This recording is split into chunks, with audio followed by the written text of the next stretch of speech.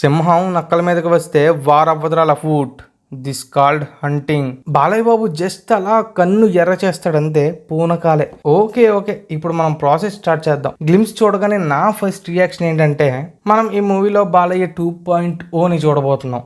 అనిల్ రావిపూడి చెప్పినట్టు Balayya like never before. ఇక్కడ నుంచి బాలయ్య 2.0.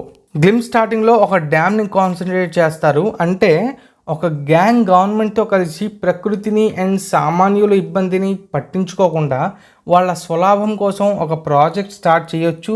ఆ ప్రాజెక్ట్కి ఆ డ్యామ్కి ఏం సంబంధం, అసలు బాలయ్య ఎవరు, ఈ గొడవలోకి ఎందుకు వస్తారు, అండ్ నక్కలను హంటింగ్ చేస్తే అవతల పక్క ఉన్న చిరుతపులి ఎవరు అనేది స్టోరీ అయి ఉండొచ్చు. అండ్ ఇది తెలియాలంటే సినిమా వచ్చే వరకు వెయిట్ చేయాల్సిందే. ఇక మెయిన్గా కల్ట్ సరుకు, గుర్రాలు, వింటేజ్ కార్, మ్యాన్షన్ హౌస్ లాంటి హింట్స్ ఇచ్చారంటే మూవీలో అసలు బాలయ్య క్యారెక్టర్ ఏంటో అనేది మెయిన్ సస్పెన్స్. ఇంటర్నల్ సోర్సెస్ ప్రకారం ఈ మూవీలో పొలిటికల్ బ్యాక్డ్రాప్ బాగా ఉంటుంది. బ్యాక్గ్రౌండ్ స్కోర్ లో విక్రమ అనే సౌండ్ బాగా వినపడింది. మూవీలో బాలయ్య నేమ్ విక్రమ అని ఉంటుందా? యాజ్ ఇట్ ఈస్ బాబీ ఏదో ఒక మ్యాజిక్ చేస్తాడు. తమనన్న బీజిఎం కొట్టాడు. ఈ అక్టోబర్లో మూవీ రావచ్చు. మీకేమనిపించింది కింద కామెంట్ చేయండి.